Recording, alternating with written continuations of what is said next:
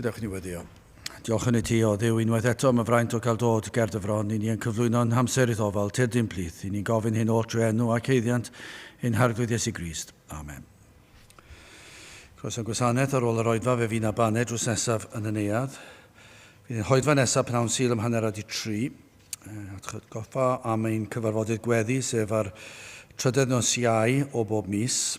Ond yn agosau nawr, mis Mai, y 15fed nos Iau, y trydydd nos Iau o mis Mai, am hanner adi 7 fydd ein noson o emynau. Felly, gwybodaeth ar y cerdio yma, felly croeso chi wahodd unrhyw un i ymuno â ni nos Iau, Mai y 15fed ar gyfer ein noson o emynau. Nawr, os dymunwch chi gyfrannu tuag at yr achos, mae plat ar gyfer y casgliad yng nghefn y capel.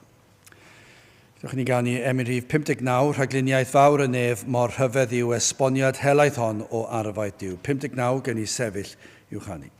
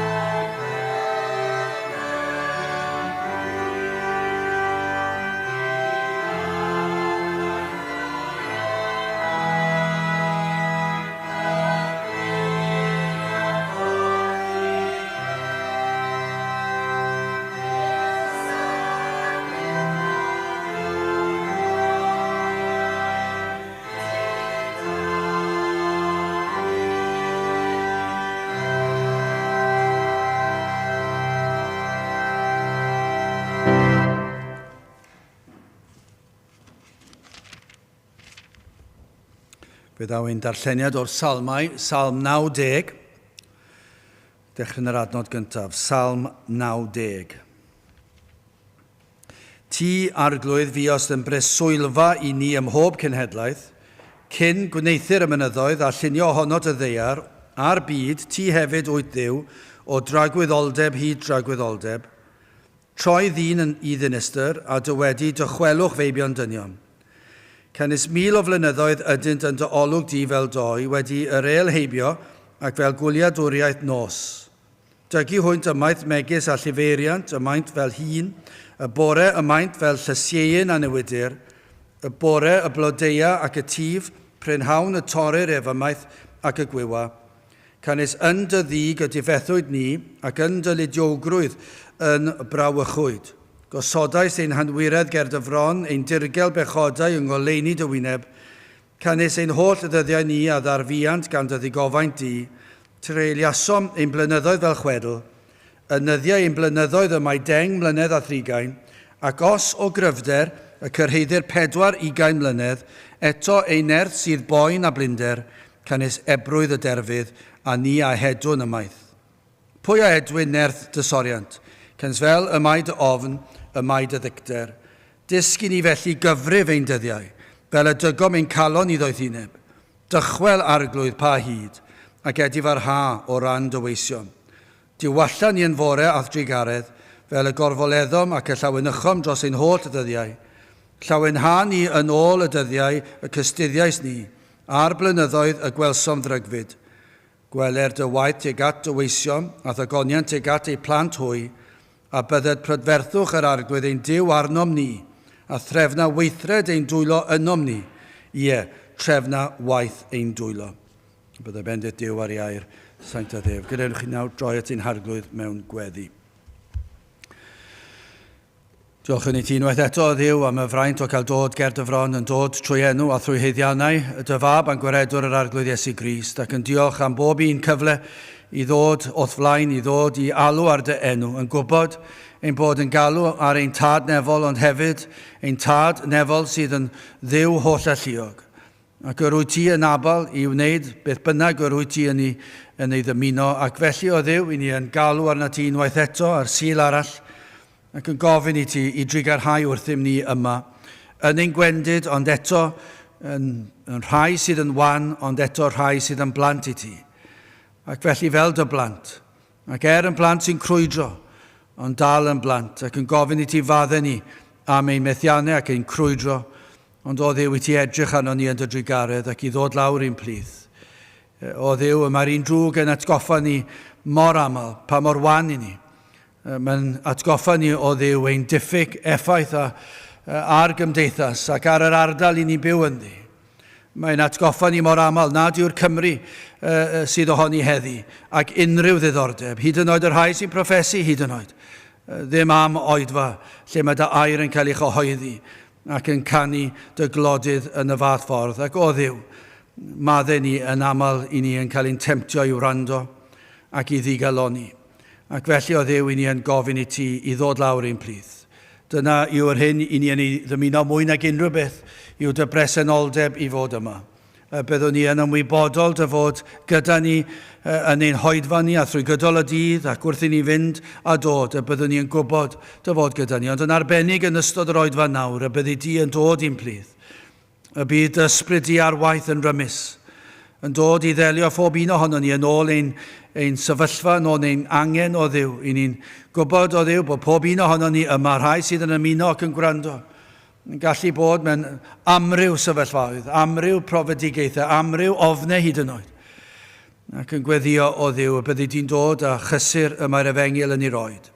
Byddi di'n dod ac yn argyhoeddi lle bod angen argyhoeddi. Felly o Dduw, terd gweithio yn ein plith ni'n gweddio bydd na rai hyd yn oed. Trwy dy ras sydd yn anorchfygol yn cael ei denu i ddod i'r oedfa, nid trwy unrhyw beth i ni yn ei wneud. Nid trwy ymdrechion y dyn i ddenu pobl ac i gynyddu'r gynulleidfa. Ond y bydd bresenoldeb di yn denu. Ac y bydd yr ysbryd ar waith yn arwain pobl i ddod i wrando ar dy air. Ac i ddod i wrando ar y we. Bydd y di trwy dy ras yn peri fod na rhywun hyd yn oed. Yn dod i glywed yr union eiriau sydd angen ar ei hyneidiau. I ni gwybod yr wyt ti yn abal i wneud y pethau hyn. I ni yn gweddio felly y cawn y fraint o weld y law ar waith yn rymus unwaith eto. Yn ein dinas ni, yn ein gwlad ni, yn ein teuluoedd ni, ni'n cyflwyno'r rhai o'n teuluoedd sydd yn bell o dy air di ac yn gweddio hyd yn oed nawr. A bydd rhyw atgof yn dod iddynt ac a bydd rhyw argyhoeddiad o bechod yn dod drostynt ac hyd yn oed yn ei llethu ac yn ei taro lawr. Ac mae dim ond un peth y gallant wneud yw troi at y ti. O Dduw, yr wyt ti wedi gwneud hyn sawl gwaith yn y gorffennol ac felly ni'n gofyn ti i weithio eto. Madde ni o Dduw nad ydyn ni'n gofyn yn amlach, madde ni nad ydyn ni'n credu hyd yn oed ac yn disgwyl. Yn gofyn mewn gweddi ac eto o Dduw mor aml yn gofyn heb disgwyl, heb gredu ei fod yn bosib. O Dduw, rho'r ffydd i ni wrth i ni ofyn i gredu ac i ddisgwyl. Felly o Dduw, i ni cyflwyno'n hamser i ddofal di. Diogela ni rhag ymysodiadau'r un drwg, cadw ar un drwg i ffwrdd. a nertha ni, gad i ni deimlo y tywalliad mawr o'r ysbryd glân lawr arnom ni yma. Bendithiad diogelu ni nawr, ni'n gofyn hyn oll, trwy enw ac eiddiant, ein harglwydd Iesu Grist. Amen.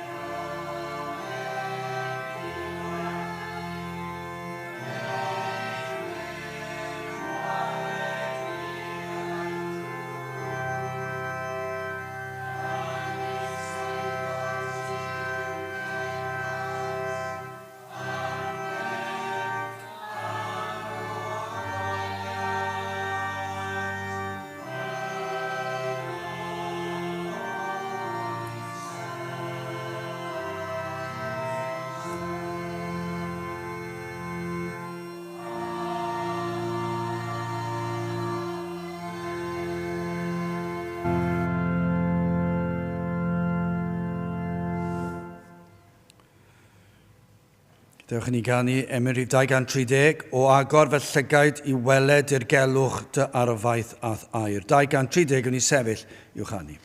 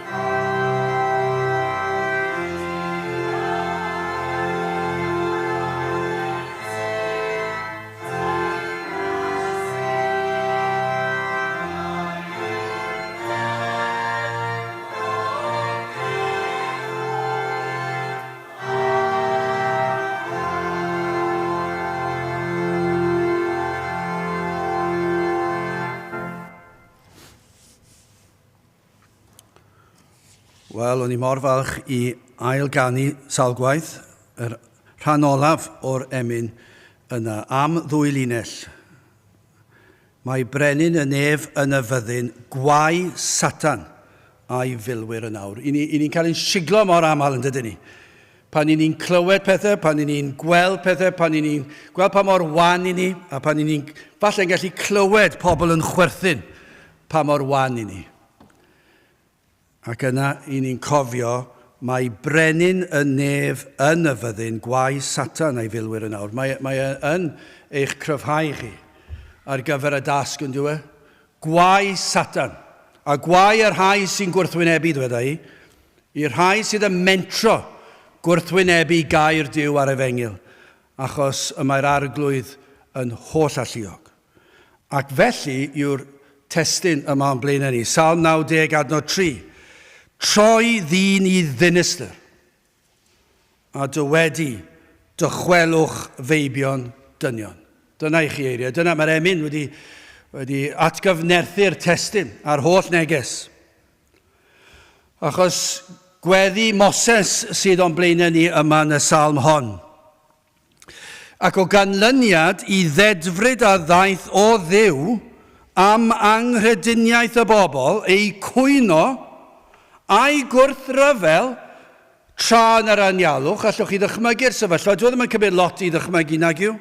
Achos ni'n weld dro ar ôl tro. Ymhlith yr rhai sydd yn proffesu, I ni'n gweld y cwyno a'r gwrthryfel ac yn dweud peidiwch a dweud wrtho ni sut I fyw diolch yn fawr. I ni yn mynd I benderfynu beth I ni'n neud, pryd I ni'n neud a sut I ni'n neud. Ond dyna yw'r hyn sydd yn dod o'i gennau. Hyd yn o'r rhai sy'n proffesu bod nhw wedi dod I gredu yn yr arglwydd Iesu Grist. Ond mae Moses fan hyn, wrth i'r salm ar weddi mae'n cael I ysgrifennu. Yr oedd e'n gwybod oedd o ganlyniad i'r cwyno tra yn yr anialwch. A byddai'r bobl hynny yn wynebu trealon dros ddegawdau o ganlyniad a marwolaeth. Hynny yw byddai'r rhai ohonyn nhw ddim yn cael mynediad I wlad yr addewid. Oherwydd I pechod nhw. Mae e'n beth difrifol yn diwedd. Mae gwrthwynebu yr arglwydd yn rhywbeth mor ddifrifol. Dyna pam maen nhw deimlad bod y ddwy linell nawr emyn yna mor bwysig. Os nad am y cyfnod yma, am y prynhawn yma, pan yn gwrthwynebu'r arglwydd, mae'r arglwydd o'n plaid ni, ac yn nerthu pregethiad gair yr efengil. Ac o ganlyniad i'r dedfryd yma, am I cwyno, am I gwrthryfel, am I gwrthgilio, fe ddath barn ar y bobl. Ac am ddegawdau fi nhw'n crwydro ac fe ddath marwolaeth, oedd na nifer fawr iawn o bobl ni chaniatawyd hwy mewn I wlad yr addewid. Ond o ganlyniad yna, fe ddaeth y weddi yma o enau Moses. Cymaint i'w ddysgu o'r weddi. I'n hatgoffa o'r gwirioneddau am ein Duw. Mae fel betai Moses yn gweddio'r weddi yma. Mae'n gweld y sefyllfa o'i flaen yma. Mae'n drienus. Mae'n gweld sut mae bobl Dduw yn ymateb a'r gwrthgilio'r cwyno. Ond mae am atgoffa nhw o'r gwirioneddau am fawredd Dduw. Ond hefyd am drigaredd Dduw. Bob tro yma na neges am fawredd ac am farn Dduw, mae'r trigaredd wastad yn dod yn flaenllaw. Dyna yw holl bwrpas unrhyw rybydd. Mor drist yw ein hoes ni. Fod bron bob atgof, I ni'n gweld bob atgof o waith Dduw wedi diflannu o'r wlad. Ac felly, fel oedd Moses am atgoffa'r bobl, ydych chi'n cofio pwy yw eich Dduw chi? Ydych chi'n cofio sut Un yw ac felly y math yna o ymdeimlad sydd fan hyn. Ond nid oes angen atgoffa Cymru fach o'r hyn yw Duw. Os buodd nadeg, y mae bron, a ni'n goffod ei bron, mae yna beth atgof, ond mae bron pob atgof o waith Duw wedi diflannu o'r wlad. Fydd y mwyafrif byddwn ni'n sgwrsio a hwy heddi siwr o fod. Ble bynnag yr ewch chi yma yn y brif ddinas neu yn y pentrefi. Ar draws Gymru, fyddwch chi yn cael sgwrs ag unrhyw un A'r hyn fydd yn wir yw, fydde dim ystyriaeth o gwbl o Dduw. Bydde ddim yn dod ar eu traws nhw. Bydde nhw ddim un oed yn meddwl am Dduw heddi. Ar y gorau, petai chi yn mynd ar sgwrs ar drwy dywydd, bydde nhw'n dweud bod hawl gan bawb i gredu neu ddychmygu beth bynnag dymunant. Dyna bydde'r gorau fyddech chi'n cael. Ond yn sicr fyddech chi ddim yn dod ar draws llawer, fydd yn ystyried ei berson, ei ddydd. Chi ddim hyd yn oed yn gallu ffeindio Cristnogion sydd yn cadw ei ddydd. Chi ddim un yn gallu ffeindio Cristnogion sydd yn rhoi lle blaenllaw i wair yn ddyddio. O am angen sydd o'n gwmpas ni. Ond nid oes angen cyhoeddi gair Duw, fel y gwelir gyda baich y weddi yma, i ddweud wrth bobl yr hyn dywed gair Duw am ei ddisgwyliadau fe, i ddweud wrthynt am ei ddarpariaeth e ac am ei drigaredd e. Does dim syniad gan bobl nag oes. Does gan neb syniad o beth y mae Duw yn ei ddisgwyl na beth y mae e'n mynd i wneud i'r rhai os nad yn dod at y fan lle mae Duw am iddynt fod. Does dim syniad ganddyn nhw. Ond hefyd i weddio bydd yr ysbryd glân ar waith yn agor llygaid a chlistiau neidiau marw i glywed ac i weld i ddeall ar efengil. Mae y bron yn amhosibl dychmygu heddi, ond mae y bron, dyw e ddim yn amhosib, achos mae gair Duw ar gael dyn ni a mae hefyd llyfrau hanes Cymru. Mae llyfrau hanes Cymru mwy nag unrhyw wlad arall. Mae'r silffoedd yn llawn o brawf bod Duw yn gallu gwneud yr amhosib. Wel, yn gyntaf, y noddfa yma, neu'r preswylfa, yn ail y tragwyddol ac yn olaf yn drydydd y barnwr. Yn gyntaf, yr adnod gyntaf, y noddfa, ti arglwydd, fiost yn preswylfa i ni ym mhob cenhedlaeth. Dyma yw gweddi Moses, ond mae'n gweld y sefyllfa ac mae am i'r bobl i wybod. Dyma beth sy'n chi fod i weddio, dyma beth oedd am, fe roddodd Moses y geiriau iddynt ei gweddio, allwch chi ddweud. Pan mewn cyfyngder ac mewn angen i alw ar enw yr arglwydd. Yr oedd am iddynt wybod ac i gofio am fendithion yr arglwydd yn y gorffennol. Oedd ei gallu gweld rhai, falle plant neu yn ei harddegau falle, ac yn tristau yn meddwl, ydych chi'n cofio be mae Duw wedi gwneud i ni fel pobl? A bydde wedi torri galon efallai, gweld pobl yn ei ugeiniau, ei 30, 40 ac yn gweld bydolrwydd yno. Ac yn meddwl, beth i chi wneud? Y mae Duw wedi'n bendithio ni gymaint a beth i chi wneud mor fydol? I chi ddim yn cofio i bendithio ni? Ond nid yna sydd angen heddi i gyhoeddi yr hyn y mae'r arglwydd wedi wneud ymhlith ei bobl yn yr Hen Testament, yn y Testament Newydd, ond hefyd yn yr eglwys dros y canrifoedd. Ond yn hefyd yn arbennig yma yng Nghymru, y mae'r arglwydd wedi bod ar waith yn ein plith fel cenedl dros ganrifoedd ac mae angen i bobl i gofio hynny ac i sylweddoli hynny, ond dyn nhw ddim yn gwybod unrhyw beth am y peth.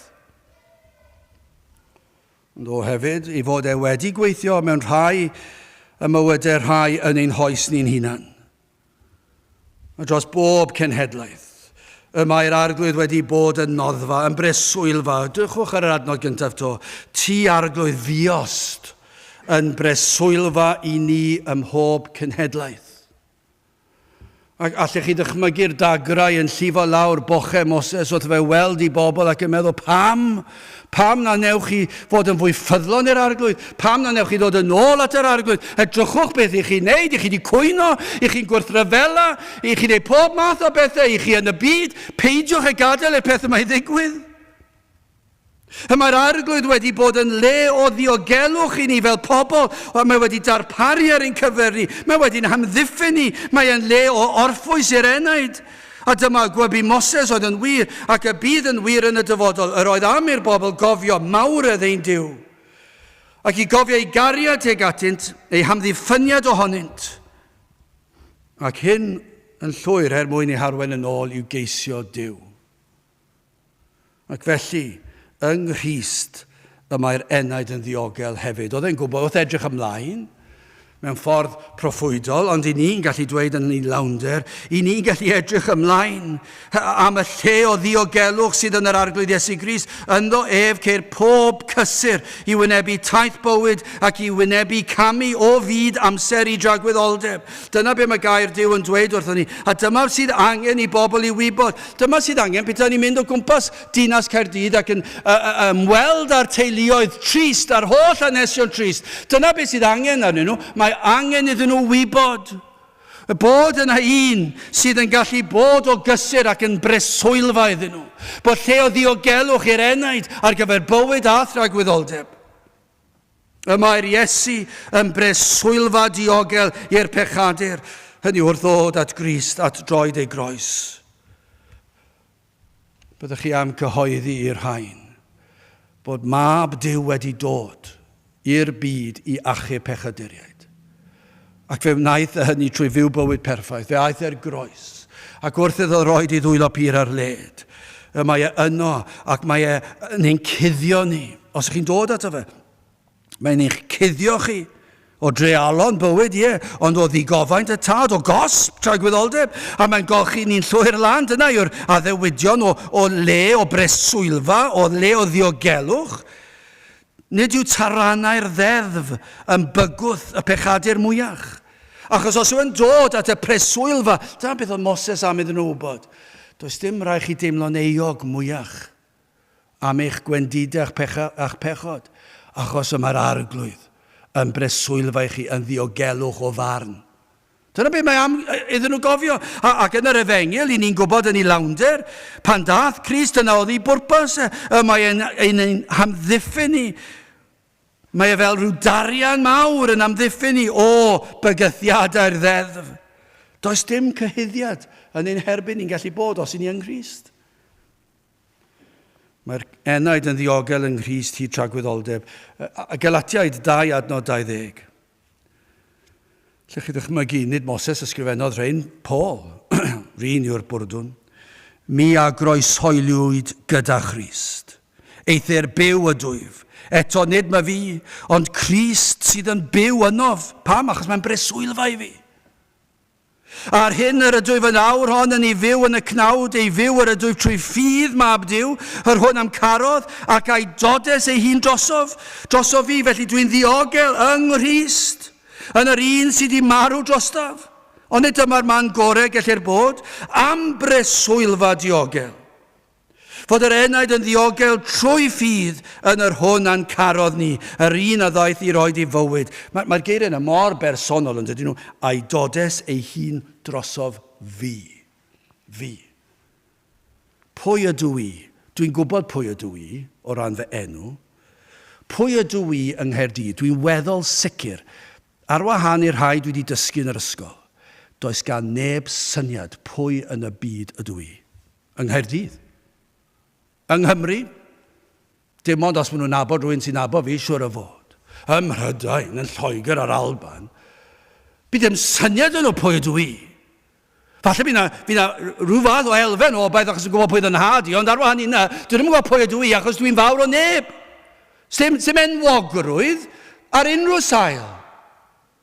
Ond dyma'r cysur mae'n rhoi i ni pan ni'n gallu teimlo pwy yn y byd ydyn ni o ran unrhyw effaith a dylanwad o'n cwmpas ni. Be ni'n gwybod i hwn, a hwn a'i dodes ei hun droso fi. Neu fel mae Moses yn dweud, ti arglwydd, fi os yn breswylfa i fi. Dwi'n ddiogel yn o ti, yng Nghrist. Does dim ots dydyn ni ddim fawr o ddim byd i neb arall, ond i Iesu Grist, fe fi'n carodd ni gymaint, fe roddodd ei hun droso fi. Dyna'r athrawiaeth. Nawr, wrth gwrs, mae wedi rhoi ei hun dros yr holl eglwys. Mae hwnna'n wir. Ond trwy gydol yr ysgrythyr, y pwyslais sydd arna fi. Anghofiwch unrhyw un arall nawr. Fe roddodd Crist, fo roedd na ar y groes, yr oedd na gyfnod, rhaid bod na, ar y groes, yr oedd na gyfnod, yr oedd Crist yn dioddef yn erchyll, uffern amdana fi. Yr oedd yn cael ei gosbi a'i boenydio tra'r y groes am yr holl bechodau dwi wedi wneud. Nid arall ar y funud, ond wrth gwrs mae'r holl ddalun, yr holl o'i blantau a'i gosb ar Iesu Grist yn anfer. Ond dyma beth sy'n mor reol, fe roddodd ei hun dros o fi. Ac felly mae wedi ngolchi fi'n lan. Ac i'r sawl sydd yn dod at Grist a droed y groes, maen nhw'n cael ei golchi'n lan. Mae e'n breswylfa mwyaf diogel gallwch chi ddychmygu. Mae mor bersonol. Gai ofyn, oes yna rhywun sydd yn gwrando ac nad ydych yn gwybod pa le i droi? Efallai bod chi wedi trio pob math o bethau, crefyddau, grwpiau o bob math o grwpiau, athroniaethau, gwleidyddiaeth, beth bynnag yw e. Chi wedi troed gyfeillion a gofyn am help.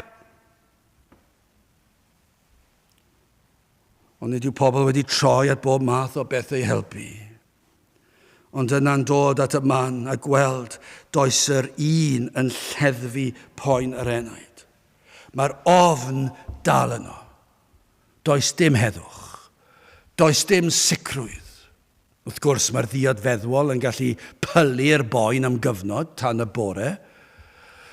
A mae atgofion y noson o'r blaen yn ddigon i gadw chi fynd trwy dydd Llun, ond erbyn dydd Mawrth mae e'n mynd yn anodd, a erbyn dydd Mercher a dydd Iau, chi methu aros tan nos Wener i cael mymryn arall o'r ddiod i foddi'r holl boen a'r gwacter a'r diffyg pwrpas i fywyd. Ac chi'n gallu gweld, maen nhw'n mynd o benwythnos i benwythnos a methu aros tan y gwyliau. Allwn ni yfed bob nos wedyn ni chydig o glasiau i helpu lleddfu'r boen.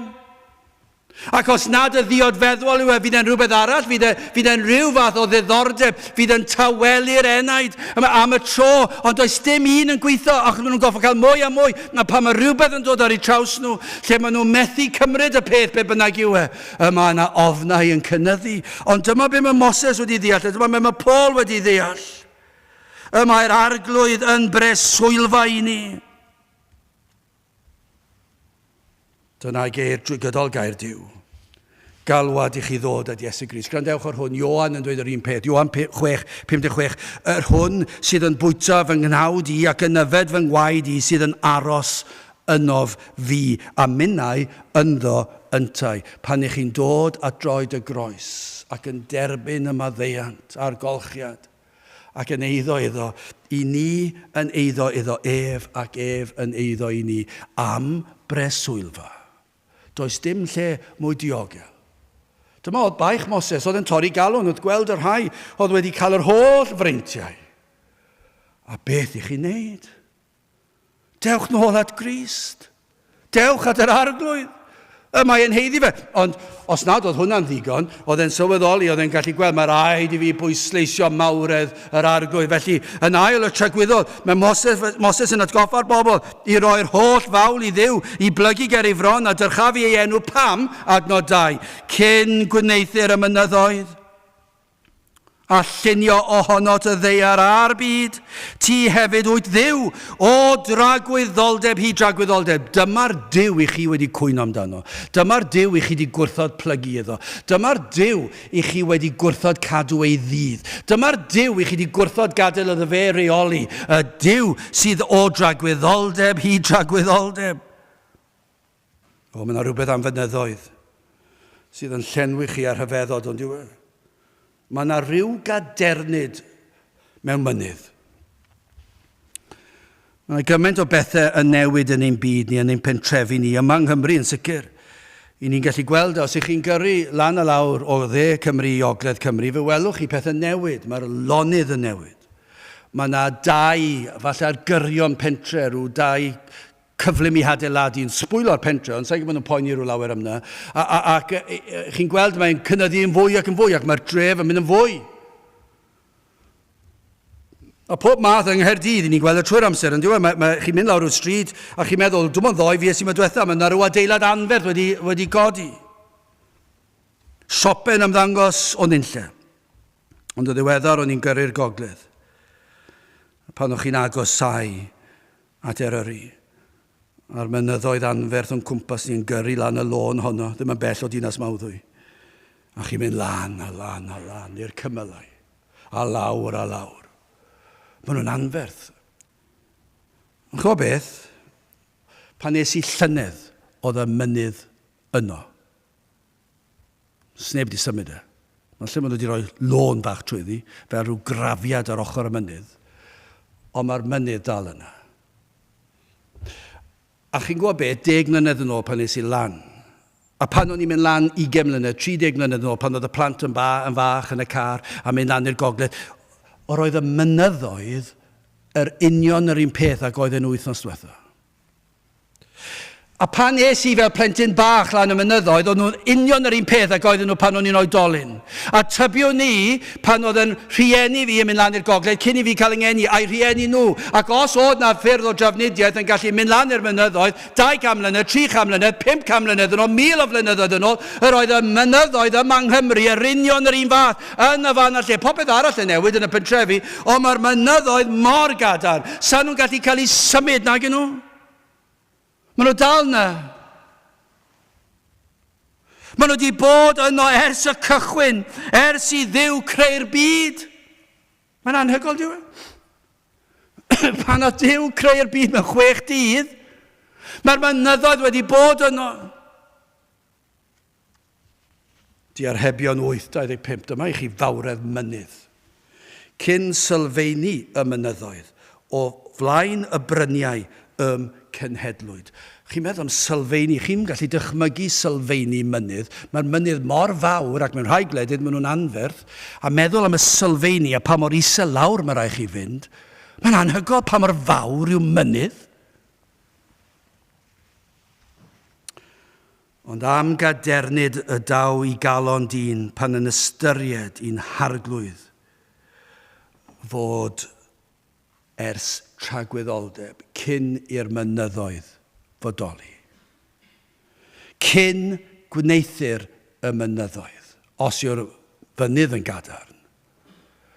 Mae'r un a greodd y mynydd yn gadarnach. Ac y mae e cyn i'r byd a cyn i'r fynydd cael ei ffurfio.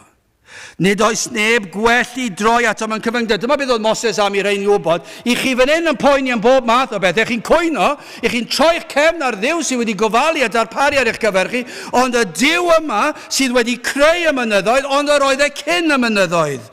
Dim syndod bod yr ymynydd yn dweud hyn. Cyn llunio'r byd, cyn lledu'r nefoedd wen, cyn gosod hael, na lloer, na ser uwch ben, fe drefnwyd ffordd yng nghyngor 3 yn 1 i achub gwael golledig euogdyn. A meiriau, maen nhw mor gadarn, maen nhw'n llenwi chi gyda sicrwydd os oedd yr arglwydd yn breswylfa i mi yn dod â chysur, nawr mae'n meddwl am ei ffaith ei fod e ers tragwyddoldeb, fod yr arglwydd sydd yn siarad am i'n gofalu amdano fi, yn darparu a chodwriaeth i mi, cyn i'r byd cael ei lunio hyd yn oed, trysorwyd gras, ryw anherfynol stor, yn Iesu Grist, cyn rhoddi deddfu'r môr. Mae hwnna'n anhygoel, dwi?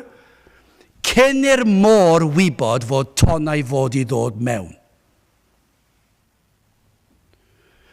Y môr anferth yna sydd â'i thonnau yn codi lan 20, 30, 40 troedfer ac yn taro yn erbyn clogwyni Prydain a Chymru a Lloegr a bob math o wledydd dro draws y bryd. Cyn i'r môr dderbyn y rheol bod e'n cael dod mewn, trysorwyd gras, ryw anherfynol stor yn Iesu Grist cyn rhoddi deddf i'r môr. Ar hedeg wnaeth bendithion arfaith ryd, fel afon gref lifeiriol dros y byd. Mae'r utgorn mawr yn seinio nawr i ni, o llyngdod llawn trwy'r iawn ar Galfari, mawl hymobiaeth trwy'r ddeiarfaith a fydd, am beth. Petach chi newid hwnna i eglwysi Efengyledd heddiw. Dyma be fydda'r geiriau tybu ni. Mawl ymhobiaeth trwy'r ddeiarfaith a fydd, am foesau gwell a rheolau llywodraeth ni, neu rhywbeth felly. Dyna yw'r bwrdwn. Fel petai'r llywodraeth yn gallu newid beth. Dim dyna beth oedd yr ymynydd, dim dyna beth oedd Moses, dim dyna beth oedd Paul yn dweud. Mawl ym mhob iaith trwy'r ddeiarfaith a fydd, am beth, am angau'r groes a'r gwaed a'n rhoes yn rhydd. Dyma oedd y bwrdwn, dyma oedd y baich. Oedd e'n gweld dyma'r unig ateb i bobl tu fas fyna. O'n i'n pregethu bore yma lan yn y cymoedd, ac o'n i'n gweld siop tu fas i'r capel, ac oedd na res o geir, a pobl yn mynd mewn i'r siop i brynu bara a llath. Dim un o'n nhw tybio ni yn barod i ddod i oedfa. Yn gweddi ni o bydd rhai o'r un troi mewn heno. Ac yn dod â fwy o galondyd i'r bobl yna. Mae calondyd wedi dod iddyn nhw'n barod, ond am fwy o galondyd. Achos dyma beth sydd angen yn nhw wybod, fod Duw ers tragwyddoldeb. Fe ddylai ystyriaeth o dragwyddoldeb yn gyrru i weld ein gwendid. Dyma oedd y peth oedd am iddyn nhw'n wneud. Ydych chi'n sylweddoli fod ein Duw ni ers cyn i'r mynyddoedd cael ei chreu? Achos fe greodd nhw. Mae ers tragwyddoldeb. Ac nawr i chi fod yna'n llawn cwyno a llawn gwrthryfel. Ydych chi'n sylweddoli pa mor fach i chi? I chi neb. Ond i chi neb sydd yn special i'r arglwydd. Os ych chi'n blant iddo. Ac i'r rhai sydd ddim, ystyriwch hyn, fe all hwn fod yn dadnefol i chi. Dyna oedd y bwriad. Pa mor fach i ni sydd ar y ddaear am gyfnod byr ar y gorau i ni yma. Ond ein harglwydd wedi bod erioed. Ac iddo fe drefnu yn ei gariad, ei drigaredd yn rhagwyddoldeb, ymhell cyn i'r byd cael ei lunio, y byddai modd i bechaduriaid fod yn blant iddo fe. Dyma oedd y trefnyd, dyma oedd y cynllun cyn llunio'r byd, y byddai'r drindod wedi bod wrthi yn cynllunio ffordd iach awdwriaeth i achub gwael golledig eog ddyn. Ac felly ceir y cysur wrth edrych nôl, felly hefyd wrth i ni edrych ymlaen, mae yn dragwyddol. Nid yn unig fod yr arglwydd ers cyn llunio'r byd, mae hefyd hi tragwyddoldeb yn y dyfodol. Felly mae hwnna'n dod â chysur yn diwedd. Mae ei gyfamod, ei addewidion yn barhaol yn dragwyddol. Mae'n hawdd i ni syrthio i'r trap o feddwl am dragwyddoldeb Duw tuag yn ôl. A mae hwnna'n gysur yn diwedd. Pa mor fawr yw Duw bod wedi trefnu'r efengil, yr efengil i ni'n ei phregethu bob Sul, gafodd hwnna i drefnu cyn i'r mynyddoedd cael ei creu. Gyda'r drindod, fe cynlluniwyd yr efengil, ac felly mae'n dod â chysur i ni. Dyna pa mor gadarn yw e. Dyna beth oedd y proffwydi yn pregethu amdano. Dyna beth oedd Jeremia ac Eseia yn pregethu. Ac yna pan dath Ioan Fedyddiwr, a pan dath Crist, a gafodd cyfan i wireddu yno ac yna'r apostolion yn pregethu, ac yna'r eglwys fore. Dyna beth sydd wedi cael ei phregethu. Dyna beth oedd Dewi Sant yn pregethu amdano. Dyna oedd Griffith Jones Llanddowror yn pregethu amdano. Dyna oedd Pantycelyn a Christmas Evans. Dyna oedd rhain i gyd yn pregethu amdano. Ond dyma beth sy'n dod â chi a chysur, ni'n gallu edrych nôl, ond nawr ni'n gallu edrych ymlaen. Mae'r addewidion yng Nghrist, mae'r cyfamod yn sicr am byth. Does dim byd yn mynd i newid yr addewid, mae'r arglwydd yn mynd i gadw at i addewid am byth. Yr addewid nath e cyn amser yn rhagwyddoldeb, ond mae'n mynd i bara hi tragwyddoldeb. Felly os yw e'n addo maddech i a'ch golchi chi'n lan, mae'n addo maddech i unwaith ac am byth, am hwnna hi tragwyddoldeb. Dyna beth oedd Moses am iddyn nhw gofio. Dyw'r arglwydd ddim gallu torri air. Dwi'n gallu dweud celwydd. Felly mae ei addewidion yn berthnasol i ni heddi, fel ag yr oedd ei Moses, ac fe fydd am byth. Dyma beth oedd Moses am i'r rhain i ddeall. Mawredd ei Duw. Pan ni'n meddwl am yr emyn yna, gwau rhain sydd yn gwrthwynebu gwaith Duw. Mae'n ofni chi'n dweud, mae'n ofni ni i beidio bod yn esgeulus o'r neges ni'n ei phregethu, a'r ffordd ni'n ei wneud e. Achos mae Duw, llawn cariad, a thrigaredd, a gras, mae yn Dduw mawr hefyd, ac yna fe welwn ni hynny nawr yn yr isbenawd olaf y barnwr yn drydydd. Achos mae hwn wir yn eich siglo chi, yn eich dychryn chi pan ych chi'n meddwl am hyn, a dyma'r neges yr rhoddodd Moses. Dyma oedd ei fwrdwn e. Troi ddyn i ddinistyr, a dywedi dychwelwch feibion dynion. Roedd Moses am iddynt wybod ei cyfrifoldeb o flaen Duw mor fawr a thragwyddol. Does dim atebolrwydd heddi nag oes. Mae hwnna'n wir ym mhob cwr o'r wlad, ym mhob rhan o gymdeithas. Bron iawn y mae dyn heddi yn meddwl fod yr hawl ganddo i wneud be bynnag ymuno. A mae hwnna draws bob man, rhai sy'n proffesu neu beidio. Gan amla, pidwch chi a dweud. Pidwch dweud wrtha i beth i wneud. Ond os bydd neges sydd yn hanfodol eich cyhoeddi heddi, fe fydd atebolrwydd. Mae rhaid i bob un ohonom sefyll o'i flaen wedi Grist dychwelyd, fe fydd hynny'n digwydd ond i fydd e. Fydd yna adeg pan fydd Grist yn dod yn ôl ac fe dydd y farn yn dod, ond mae'r term ei hun yn fater o wawd, ond yw e? Mae pobl, os ydyn nhw wedi clywed am y fath beth a dydd y farn, ar agosa, dyma'r tragedy, ar agosa, i ni'n clywed dealltwriaeth o hwnna yw'r disgrifiad o gêm rygbi rhwng 4 tîm Cymru. Dydd y farn. Beth nhw'n sylweddoli o ble dath y term? Dylen nhw crynu yn ei sgidiau bod nhw wedi defnyddio'r fath derm ar gyfer cicio pêl. Achos fe fydd na ddydd. Yr oedd Moses yn edrych ar y bobl oedd o'i flaen ac yn gweld i chi wedi troi o ddew i chi ddim yn chi mewn pwyso arno fe fel ag y dylsech chi. O na fyddech chi'n dod yn ôl at fe Edi Far Hewch dyn oedd i fwrdd yna. Achos fe fydd rhaid i bob un o'n chi ddychwelyd a dod ger ei fronau. Fe fydd dydd yr atgyfodiad mae'r arglwydd yn abal i ddelio a ni tra'r y ddeiar. Mae hwnna'n sicr, ond hefyd fe ddaw dydd pan fyddwn yn atebol ger ei fron. A be mae'n dweud yw hyn, o lwch y creuwyd adda. Ac felly, yr un peth i ni yn adda. Ac i'r ddeiar, i'r llwch y dychwelwch. Fe fyddwn ni'n dychwelyd i'r llwch. Dyna un ffordd o edrych ar y geiriau yma. Hynny yw beth o Moses am yn y sylweddoli, peidiwch chi a meddwl bod chi'n ddigon mawr i codi dwrn tuag at Dduw. Achos o'r llwch y deithoch ac i'r llwch fe fyddwch chi'n dychwelyd. Ac mae ein hanadl ni yn nwylo'r holl alluog, mae ein hiechyd ni yn ei ddwylo ef, ac fe sydd yn teyrnasu, fe sy'n rheoli pob dim, a thrwy ei ragluniaethau ef y mae yn rheoli'r cyfan, ac felly ef sydd i'w chlaw holl y ddigwyddiadau'r byd, ein bywydau personol ni, fe sy'n rheoli. Fe sy'n rheoli gwledydd y byd gyda'r holl erchylltra a'r twptra a'r siarad erchyll i ni'n clywed ar y newyddion ac yn meddwl beth yn y byd maen nhw'n wneud. Ond chi'n gweld fe rwy'n ddallineb drostyn nhw. Ond beth i ni'n cofio yng nghanol hyn i gyd y mae'r arglwydd yn rheoli'r cyfan.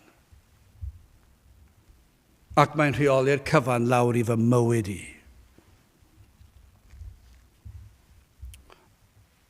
Ac fe fyddwn ni oll yn dychwelyd i'r llwch.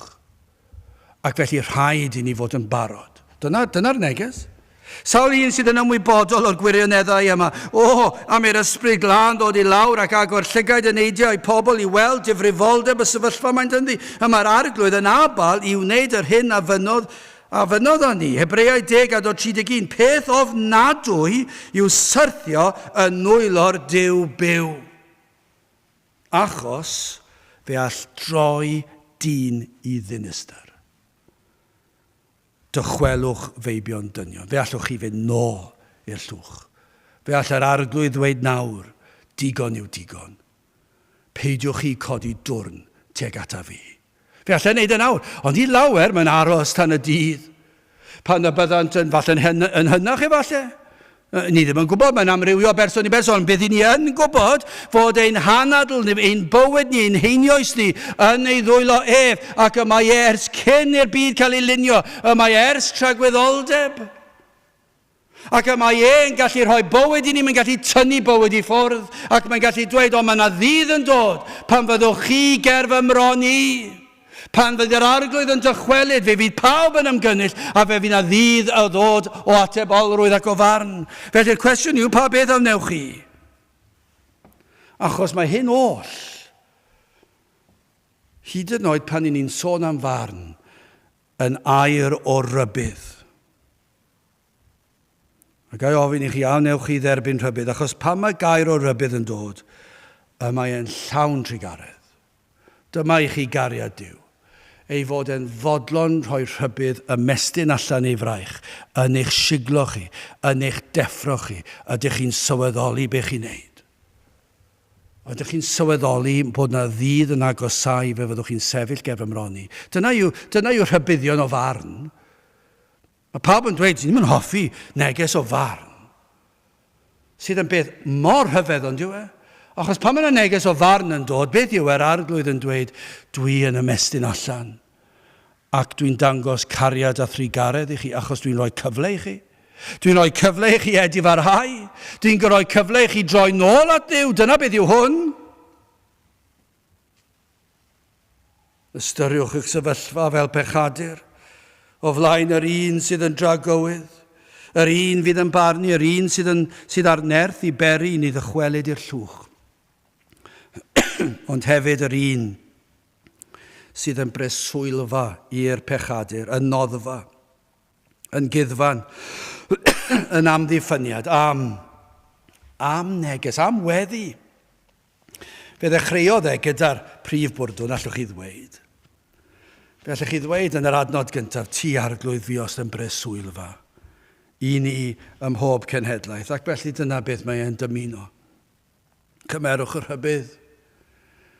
Cymerwch eich ysgwyd, ystyriwch mawredd Duw, ystyriwch ei fod ers tragwyddoldeb, ystyriwch ei fod e'n abal i'ch troi i ddinistyr, ac i'ch dychwelyd i'r llwch, ystyriwch hyn, ond ystyriwch hyn hefyd, y mae hwn yn ymestyn allan, ac mae'n cynnig ei fab i chi, Iesu Grist.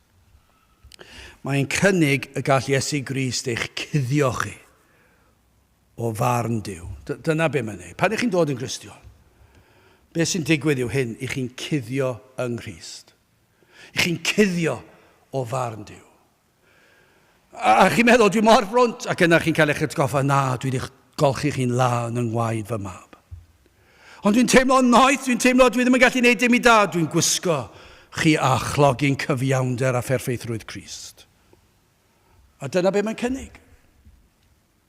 Ac felly yr her yw hyn, trowch o'ch pechod, edifarhewch a dewch at Grist. Gadewch i ni weddio. O Dduw, i ni yn diolch i ti am yr arglwydd Iesu Grist, yn diolch am y preswylfa hynny, am y lle o ddiogelwch, ac yn gweddio byd ysbryd ar waith yn arwain y neidiau at yr arglwydd Iesu Grist, ac y byddant yn derbyn yr hyn o sydd i'w gael yn yr arglwydd Iesu Grist. Ter felly, ni'n gofyn hyn oll trwy enw ceiddiant ein gwaredwr, yr arglwydd Iesu Grist. Amen. Dewch ni orffen trwy ganu Emynau 103. Mi dafla maich oddi ar fy ngwar wrth deimlo dwy foloes euogrwydd fel mynyddoedd byd drwy'n ganu wrth dy groes. 103 gawn ni sefyll i'w chanu.